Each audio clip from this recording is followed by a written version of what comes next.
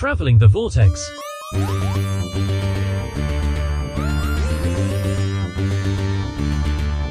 We've checked into the Time Hotel, and our room is a very special edition of Traveling the Vortex. I'm Keith. I'm Sean. I'm Glenn. How's everybody doing? Merry Greetings Christmas. and Hanging in there. Merry Christmas. Merry Christmas. Well, we've decided to do a little... Happy New Year. We've decided to do a little special edition because there's, of course, been a... well, the big thing, I think, is the Christmas special. Doctor Who's back on our TVs, if not briefly. And also, we've had a few things happen since our last episode, our last official episode, and we wanted to get back together and talk a little bit about those. So, Keith, start us off. What do you want us to talk about first? Well, I think we'll go in Doctor order. Oh, good idea. And they've announced that the Savages will be returning as an animation, which is exciting. The It's final super story exciting. for Stephen Taylor. It is super And the animation looks so good. It does look good. As well as the Celestial Toymakers animation works for that story, I'm glad they didn't stick with it for this next one. I didn't expect they would, especially since they're kind of bouncing around to different animation studios, and I think they're doing that so they can have several working on things at the same time. But I'm with you. Yeah. I think it works for the Celestial Toymaker, but I still don't like it. I don't even think I liked it for Celestial Toymaker. I honestly would have preferred a more standard 2D animation, but I think so too. it was fine. It was good, but I'm very relieved to see them go back to this 2D style.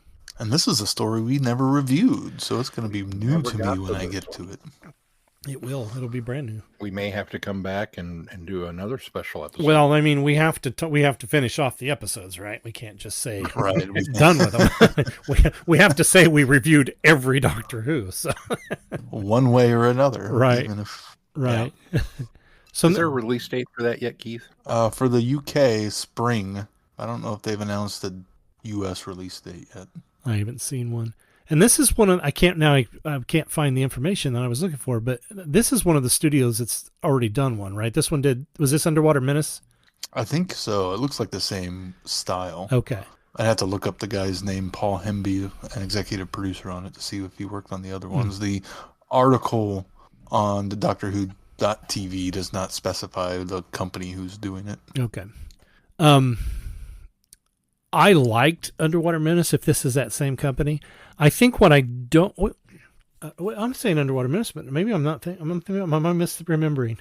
Was it Underwater Menace? Underwater Menace had that style as well. Did it? Okay, what was the one where, with the introduction of the screwdriver? Fury from the Deep. I think that's the one I'm thinking of. The other underwater animated. Right. So that's the one I'm thinking of. And if it's like that, I would hope that they... I know why they're doing this. They open it up a little bit, and they have these more grand, cavernous areas because they can, And I wonder if maybe that's kind of a cheat that gets around some of the animation where they can kind of pull back a little bit and not have to show as much detail. But I think that at least that one, Fury from the Deep, did that way too often. We seem to be very, like, our characters were very lost in this cavernous area a lot of times. And I don't remember that with Underwater Menace. So if that was the same animation company, they've kind of fixed that. If it wasn't, I hope that Savages doesn't implore that. I like seeing the big sets every once in a while. I love that. I think Evil of the Daleks did a great job of that, where they would have these big establishing shots showing us a lot of scenery, and then they would come in tighter for the action or the dialogue. And so I'm kind of hoping if they can do that with this one, I'll be very much more happy than I was with Fury from the Deep. Fury from the Deep was good. I enjoyed it, but that was one of the issues that I had with it. And I'm hoping that they don't continue that technique. Give us some varying shots, kind of like Evil did. Well, good news is the executive producer was the executive producer for the Macra Terror, the Faceless Ones, and the Evil of the Daleks. Oh, yes. So it's probably along those lines of what you're liking. Yeah. Faceless Ones was another one that I thought they did a good job of varying up the shots for that. So, okay, good. I'm really excited about this one. We are most likely in good hands. Yes. I have to wonder if we're getting another Hartnell because they're anxious to get a Hartnell season put out there, another Hartnell season put out there. Would make sense. Well, I would almost argue the reverse. I would still think that, I mean, because we don't have any Trouton seasons on Blu-ray yet. No, and problems with that, but you're probably right. But I think because they've got more Hartnell existing, it's easier to put a set together while they continue to work on putting stuff together for a Trouton season. I suspect we have a Trouton season probably coming soon too, because I think there are some seasons that we're just now missing one story. And so, I mean, if you count the animations, we're only missing one. So I think that they're close to that, but I think they're also wanting to put another Hartnell out because they've got more Hartnell existing right now. Exciting stuff. Well, another thing that happened and came out, I think it was Christmas Eve. They released it on the BBC iPlayer. Was either Christmas Eve or the 23rd. Oh, the 23rd. Okay. 23rd, but it might have been. Doesn't matter. Regardless, a colorized version of the War Games returned. And a heavily edited version. Well, it is. It is. Yes. They did the same method as they did with the Daleks to colorize and omnibus it into a nice 90-minute or so digestible film. I think it did. It did end up longer than the Daleks, right? I would assume so. I think it did. It's 90 minutes, whatever. I don't remember how long the Daleks was. Seemed like the Daleks, was right around that as well. So that's probably about the same. What'd you guys think? I'm torn because I have long been, especially with the War Games, I have long been this really needs to be re-edited. And so they said, we're going to re-edit it and colorize it. And I was like, yay! And then they gave the running time and I went, oh, because there's a certain, you can cut too much. And as much as I was looking forward to the Daleks being chopped down a little bit, I feel like they kind of butchered the editing on that one somewhat. And having watched this, I kind of feel the same. There were some editing choices that totally made sense, and I was, completely on board with. And they cut out a lot of the capture and escape, which was, one of the complaints that I had about this when we reviewed it originally. Even though it was never meant to be watched, in a 4-hour chunk. you got to break it up. I don't think we even did. We broke it up into 2. Yeah, 2 weeks. But there's so much nuance that went by the wayside with the way those were we're going to give you this bit at the beginning, and then we're going to give you this bit at the end, and that's pretty much it. And it's like, oh, well, okay. It works. But I don't know that it works as well as it should or could had they taken a little more care and not had that 90-minute self-imposed time limit on it. You know what I mean? Mm-hmm. Maybe give it the 2 hours instead of a 90-minute. I also, this is going to sound weird from me, who was master, of the headcanon regarding a certain character. But now that it's kind of sort of been canonized, I'm okay with it. I think it was a little heavy-handed, honestly, how it was done. And as much as I kind of really squeed a little bit at the ending with how they cut the regenerations together from the, kind of spruced up the fan film that was floating around out there, and then added the new effects and whatnot. I liked it, but I'm not sure I loved it. Mm-hmm. I also feel like now that is quote unquote canon, which of course anything in Doctor Who is, it's only canon as far as you want to make it.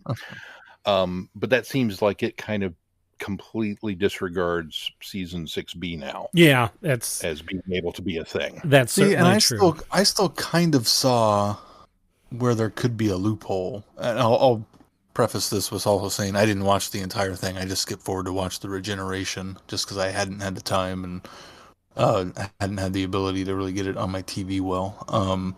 But it seemed like you could almost take it and still slip everything in somewhere in that sequence. Like if you wrote a story or did some editing in previous season 6B stuff, you could almost slip in oh, wait a minute, we're going to pluck you right here and then put you right back there. And that's where you see him in the chair, as opposed to, since the faces go around and it kind of changes, but then you see him again in a chair and then regenerate.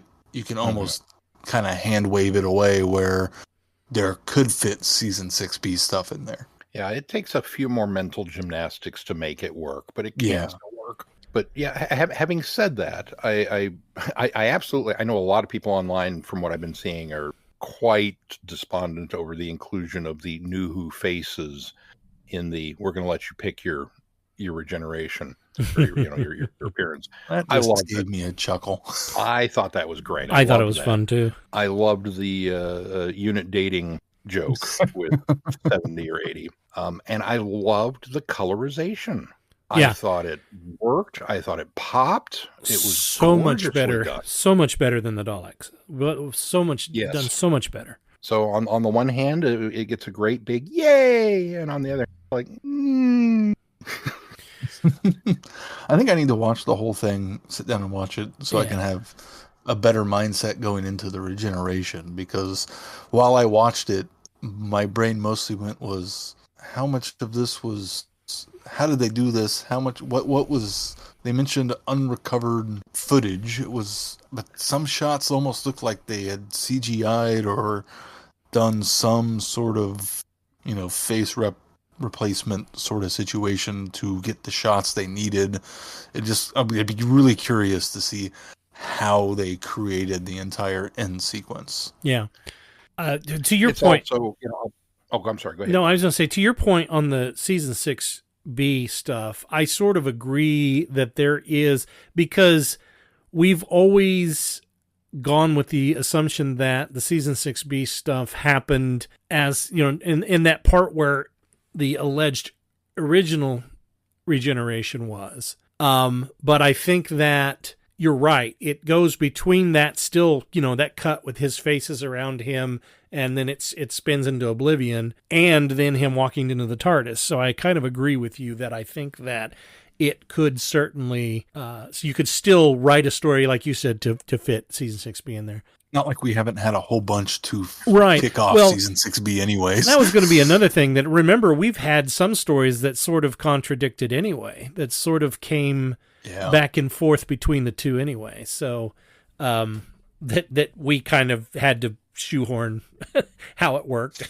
You kind of have to pick and choose our which own one version. Right. But Sean, I know where you're coming from on the edit of it. I continue to look at these as there is a whole different generation of people watching Doctor Who. And there are still that number of people that really enjoy Doctor Who and they want to like classic Doctor Who, but they just... I'm one of these. Their ADHD brains just have too short of attention span for some of that. And you're right. You're not meant to sit down and watch it in a 4-hour block. But on the other hand, even watching it week to week is a struggle for some people that aren't diehards like us. And it's not like they took away, the War Games from us. They just gave, it's still available. They gave a more palatable version for those that just want to go back and kind of have samplings of the early Doctors. And so I think this does a really good job of that. I think that the long version of the War Games is better in a sense that there is a lot more detail in the story that makes the there's also a lot of escape and capture and escape that can be cut out, but there's a lot, I think, detail in there that kind of makes the lead up to having to contact the Time Lords and having to, I think there's a little bit more weight in having to do that. However, that being said, I think the editing on this was great. I don't feel like it didn't feel as choppy as it sometimes did in the Daleks. And I was really okay with some of the editing choices in the Daleks. I think a little more than you guys were, but I thought that the editing choices in this one were good. I think this one flows a little better. I think the action in this, of course, you have a lot of action scenes to choose from. So cutting from action to action in this one works, whereas cutting from action to action in the Daleks sometimes felt like a leap. Here, I think it's a little more smooth. And then I think what makes that see what you did there. I think what makes that even more palatable is the fact that the colorization of this is so much better than the Daleks. And I'm glad they did the Daleks, and I think they did a good job on the colorization, but they've obviously got this down, and they've got whoever's colorizing these is doing a fantastic job. Have they announced if they're going to include the full black and white on the Blu-ray? I know I said I hadn't watched it, but I also kind of be going into it thinking of it in almost a novelization format, because the novelization cut things down too in order to fit that standard target length. Yes. So just think of it as a novelization in video. Yeah, absolutely. And I will freely admit, it's been long enough since we sat down and reviewed War Games that I would not be able to tell you chapter and verse of what was changed for this edition. I just know it was shorter, and right. It seemed like there were things that kind of came out of nowhere because, we cut all of that out. Well, they weren't at the prison as long as they were. That is for sure. They went back and forth between those two locations quite a few times, but. I know that there is a contingent of fans that are complaining. I see the reviews because this is available to review on Letterboxd, and the standard complaints from those fans tend to be that they're wondering who this is for, because they feel like for a classic Who fan, this does it a disservice, either because it's colorized or because it's edited. And for a new Who fan that's never seen it, this maybe is not the way to go into it, even with the, shorter attention spans or ADHD brain, that it's because of how chopped together it is. And so they're just not happy with it, I think. Is probably, well, and the people who aren't happy with it are the diehard fans who know the original story. I bet if you sat down a new Who fan to watch it who had never seen War Games or a Second Doctor story at all, they wouldn't notice anything choppy about it at all. Absolutely. I agree. And to that point, I had it on, and the ladies were doing other things running around in the background. And so I was watching it. And then Shai came and wandered into the living room, sat down, and she was on her tablet. But I would catch her looking up from time to time. And then she watched the entire trial sequence. The ending from that point up through the end. She was stuck with it. And then she looked at me and said, "Can you put another Doctor Who on?" Now, that's a testament. This is my kid who has not really expressed a lot of interest in this. And it's a Troughton. The 1960s episode. So hell yeah, I'm all for it. I'm gonna and say, regardless of the of the editing, there's a lot of people out there that struggle with black and white film and cannot get into it and just can't. Absolutely. They just can't do it. And if one of those, this is a way to get them to watch a Troughton story, it's I'm all for it. I'll tell you right now, if I had the choice to go back and watch the War Games, I'd go back and watch this one again. The colorized shortened version. I think that the War Games is a chore. Like I say, it's got a lot of elements in it that are important for the end. I think that makes it a little weightier, but I still would I'd prefer to watch it this way. And that's coming from a diehard fan that likes Troughton. I would rather watch this story because, of course, for me, anything over 6 episodes is too long anyway. I mean, I have issues with the Daleks because it's 7 episodes and 1 episode is Jump in a Cavern.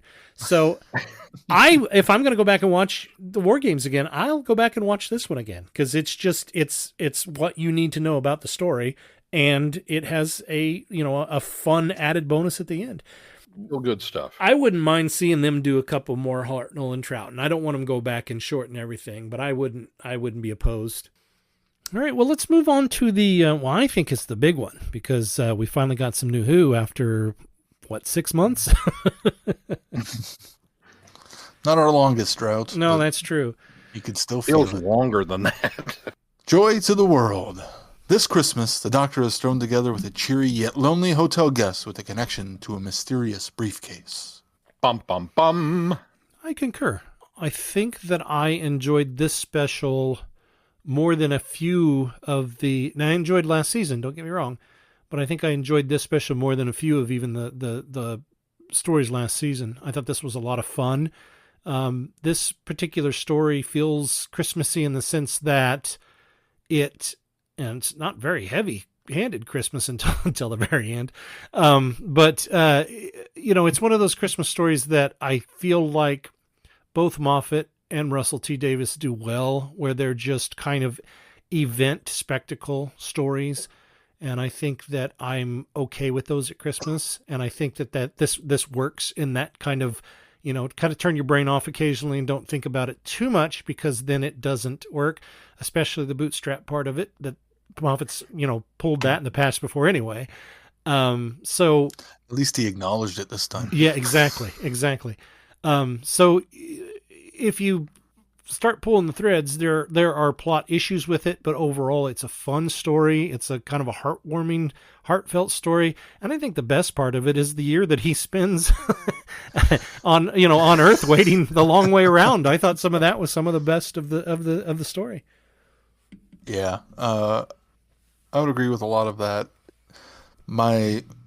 Because of the year that's spent with Anita and how much I liked Anita throughout that year, the impact of Joy and who she is doesn't land for me, unfortunately. Had the emotional impact of her mom and everything that she went through, it felt so rushed almost, because we spent that 10 minutes or so while the Doctor did other things, giving him more character depth, which is fine and great and fantastic. But it took away from Joy as a character and almost made her a little two-dimensional, and I didn't have any emotional stakes with her character to go through what she went through.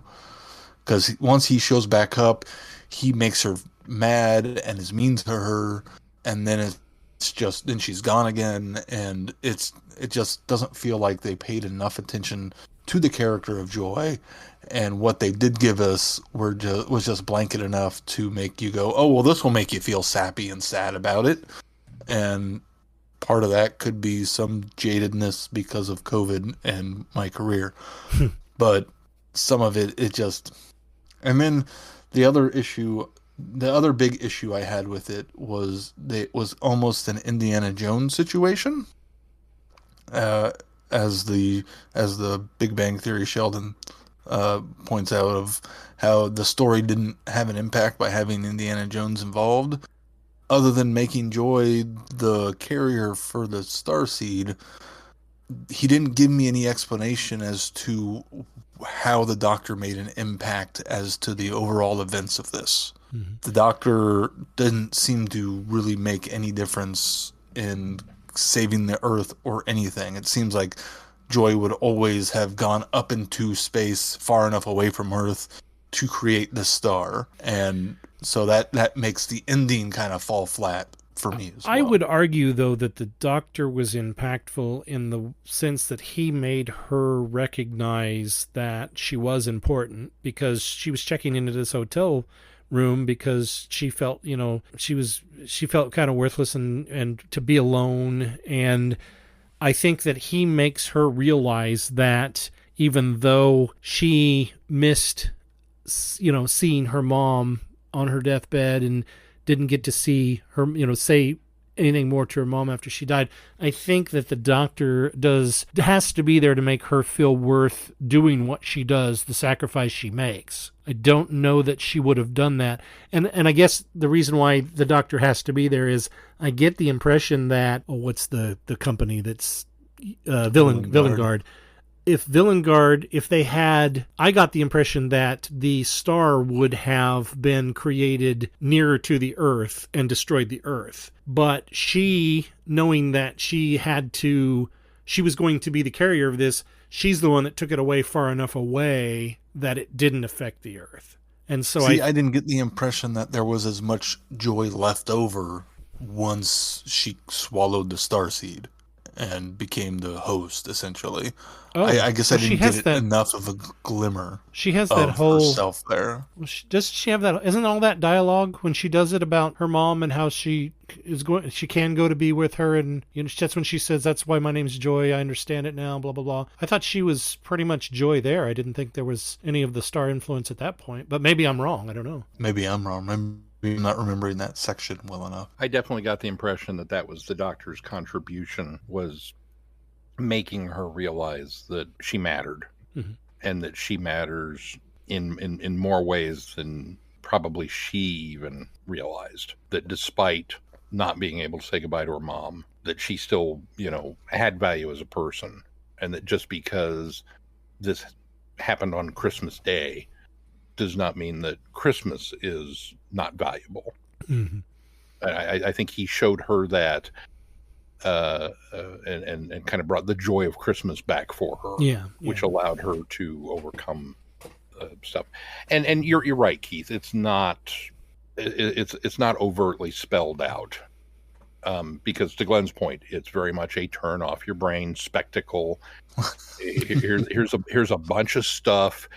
We're going to code it in sentimentality and release it as a special, and it's just perfect. It's vintage Moffat. And I'll be honest, I'd kind of forgotten he was doing this until we got to about the halfway point, and the Doctor spends a year going the slow way around, and I thought, wow, this seems really familiar. This has been done before. This is kind of Power 3 or Human Nature, or this feels a lot like a Moffat episode. Blink. Oh wait, it is. Lo and behold. Which ironically, Power 3 was a Chibnall episode. Oh, that's true. Yeah. Yeah, it is. But it had a lot of moments from Moffat's run, from his era. Yeah. And it kind of gave me the same warm fuzzies, that it's like, oh, it's a Moffat. Well, no wonder I'm enjoying this, because it has all these hallmarks. It has all these things that I've kind of missed a little bit in Doctor Who the last several years, certainly during Chibnall's reign. But it's just silly enough, and just actiony enough, and just sentimental enough that it all works. And like Glenn said, you can't pull at it, because if you start to think about, well, how come of this, or why doesn't this, or what? No, don't do that, because you'll damage the soap bubble. Yeah. And just enjoy it for what it is. And it was, I'll go so far as to say that this might rank among my favorite Doctor Who Christmas specials. Yeah, I would agree. Christmas Carol. I would agree. Don't get me wrong. It's not on that level, but I would certainly put it up there with some of the better ones of the run. And Keith, to take your point about not investing enough time in Joy, I agree with you there. I think that's probably one of my problems with it, because not only do we spend time with, was it Anita? Was that the gal that was the hotel? Yeah. But we have a whole lot of setup with Trev at the beginning. You've got at least 5 to 7 minutes of setting up the Trev character and investing in him. And to be quite honest with you, I'm almost more invested, and I thought his sacrifice was more, or his, not even sacrifice, his kind of saving grace there, I was more invested and happier with that. The fact that he was able to use his consciousness and go follow through with the mission even after he died. And so I enjoyed that much more than even sort of Joy's story arc as well. I thought that was there. But that's part of the problem there, though, is we've got Trev, and then we've got Anita, and then we've got Joy. And so Moffat's trying to give all of them equal time, and I think if he had more time to play with it, then he might have been able to invest more in every one of those characters. But right now I kind of feel like Anita gets the most out of the whole story, and it's not even her story. Yeah, and it almost felt to me like, okay, they got this star who people are just going to love automatically because of the role she's played in the past, which I've not seen. So I have no feeling towards her one way or another going into the story. But the rest of the world seems to be, oh yeah, she's great. We love her in whatever she's in. Are you talking about Joy? Yeah, Okay, Joy. yeah, Bridgerton. She's the Bridgerton, girl. and she was in Dairy Girls too. Oh, okay, and apparently a big star of that. That was before Bridgerton, so it felt like he could rest on his casting of I don't have to put an emotional investment into this character as much as everybody else because everyone's going to go into it loving her and be invested no matter what. Do you suppose There's a certain amount of truth to that. Yeah, but do you suppose she was cast before he finished, or do you think he was already writing this before she was cast for the role? Because I think that's unfair to put that on Moffat, that if he had this idea, he just had an idea for Joy, not necessarily who was going to play her. So I don't know that I could give it's hard telling him. It's a chicken or the egg situation. Yeah, true. Not being there, we would never know. It's almost a bootstrap paradox. That's just what it felt like, considering how much more invested I got in other characters. Well, and that is both a strength and a detriment of this story. Is we go through Trevor and set everything up, and it feels like he's going to be the companion substitute for the episode, and then he dies. It's like, oh, okay. And he's someone I recognize. I'd seen him in stuff before. Yeah, and then we bring in Joy. Yeah. And so it's like, okay, this is, who I recognize from the poster. Obviously, this is who it's going to be about. And then she gets sidelined for a year in episode time for Anita. And I love Anita. I'm in love with Anita. I want Anita to come back and be the next companion after we finish up with Ruby Tuesday, or Ruby Sunday. She was fantastic, and they had such good chemistry, and it gave Shudigatwa yet another layer of the Doctor to peel away. And I mean, again, it's kind of familiar territory with the "don't be alone" and "I don't even have a chair," and some of that.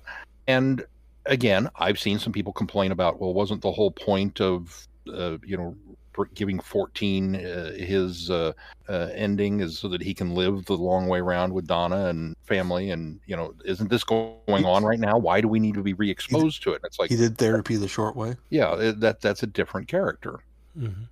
It's good for the Doctor to be reminded of these things, because we don't know how many adventures he's been on since the end. Mm-hmm. Since dealing with Sutek. Right. So, I'm fine with that. And I loved her as a character, and it was so well done. And then that ends and we go back to Joy, and it's like, oh yeah, this was so yeah, there's a bit of a focal issue, because it's almost like we're not sure who we're supposed to be rooting for or getting attached to or anything. But you know what? It's Christmas. And I felt good, and I love the ending. And so, okay, gets a pass. The other thing I really liked about it is the time hotel. I've seen rumors that now that we're going to see more of it in potentially the next season. And I think it's such a cool idea that on the face of it, it's like, yeah, that's cool. But also on the face of it, it's like, why has the Doctor not shut this down? But he gets so distracted by the starseed, he doesn't worry about the bigger issue in front of them. Mm-hmm. So let me get this straight. This is on Earth. This is not some alien planet. This is just a very well technically advanced planet Earth. 4220. I never got that impression. 4202. The year 4202. Yeah. Oh, okay. Yeah. All right. In London. And we have time travel not only as a thing, but as a commercial thing. And you can go and stay at the time hotel. And then what? Nobody has thought to use this for ill. This is the first the Doctor's really hearing of it. I mean, there are so many. This is one of those ideas that's almost too big for the show, because it's a surprise that we've never done it before. And then B, man, the implications of this are huge. And quite honestly, I suspect we will never hear from it again. Probably not. I know fans want more of it. I want more of it. Yeah. I don't think it'll ever come back. I think to your concerns about it used for ill, I sort of thought in my head that there are probably protocols in place. I mean, those doors are locked and can only be opened at certain times and blah, blah, blah. There's a little bit of Babel service to kind of set that up. And so I think there must be some sort of protocols in place, and there's a little more of a security element to that. However, we did have the doctor come in and use their sonic screwdriver to get in through doors, that weren't supposed to be accessed. So I suppose that still does put things in danger, but I know where you're coming from on that. And you're telling me a corporation is going to find the loophole sooner than some supervillain? Yeah, right. Well, and it's also very much a sorry, my brain just completely stopped functioning. Where was I going with that thought? Time Hotel, supervillains, used for ill. Oh, it's very much in the vein of Moffat. What else can I make you afraid of, or leery of, or suspicious of? We've done snowmen, we've done dark, we've done libraries, we've done. Oh, I know, that extra door in the hotel room that's always locked. Yeah, let's go there with it. This could have been a vastly different story with his track record. Yeah. I don't know about you guys, and maybe it's because I've never stayed in a hotel overseas, but that door that's always locked is just the door to the adjoining room. Well, yeah. It's not. There's nothing. That's what they want you to think. Secret about it. I mean, But I thought that's what was so clever about it, is it's this door that's usually locked unless you have both rooms, and it plays into that cool idea of, well, what's really behind that other door? Yeah. That was one of the creative things I thought he did a really good job with. But it's a wall. When he opens it back up, they show us a wall. It shouldn't be a wall. That's what I'm saying. It's not an adjoining room door, and that's what maybe there are some rooms where they've got doors that are just locked. I don't know. It started off with this absolutely fantastic Halloween story. And he started working on this idea of this hotel door. And then RTD came and said, no, Christmas special, wrong holiday. He went, oh, I got to lighten it up then. I do want to say this before we get too far away from it, Sean. It was really fascinating listening to you re-rail that train. Thank you. I wish I could do that in real time like you did. It's rare that I'm able to do that. It's something I've been working on, and it takes a lot of concentrated effort. I'm actually kind of envious. I don't think I've ever done it that well. I just walked back through your train of thought and got back on track. It's happened a lot because Mel has asked me to explain myself, because I'll say something that's completely random and at odds with what's going on. Mm-hmm. And instead of just taking it in stride, she'll look at me and go, okay, so how did you get there? Because she knows that there was a thought process behind it. It's not just random blah, blah, blah. And so I will walk her through. Well, this made me think of this, which made me think of this, which made me think of this. So, and then I said that. And she goes, oh, okay. And after you do that forwards a couple of times, I realized, hey, wait a minute. You just reverse engineer it. Maybe if I go backwards, it'll work too. Limited success, but some. I'll take the victory. I'm not going to come on. All right, final thoughts on Joy to the World. Keith? Overall, I think it was an enjoyable Christmas special, despite my complaints with it. Not the highest of the specials, but it definitely was not the Dr. Mysterio one. Far from that. Final thoughts, Sean? Yeah, I wholeheartedly, enthusiastically concur that it's on a scale of Dr. Mysterio to a Christmas Carol. It's much closer to the Christmas Carol, but not to that level. Yeah, I'm the same way. I thoroughly enjoyed it, and like I say, if I just shut my brain off, it's fun. And I'm with you, Sean. I think it ranks high for me as far as Christmas specials go. So, all right, guys. Well, this was a lot of fun, and we do want to let the listeners know that we do plan. We went on an extended hiatus. Sort of looked like we were gone for good, but I think what we want to do is we want to do this occasionally. It's not going to be a regular thing. But I think what we're going to do is we're going to do these every once in a while. And we've moved everything. We've moved house to YouTube. So that's where you can find us now. And if you're hearing this episode, that's where you have found us. So you already know that. So anything else you guys want to touch on before we close the episode? If not, until next time, I'm Glenn. I'm Sean. I'm Keith. Cheers. Good night, everybody. Be seeing you. You have been listening to Traveling the Vortex. Doctor Who and all of its associated programs are owned and trademarked by the BBC. No infringement is intended or implied.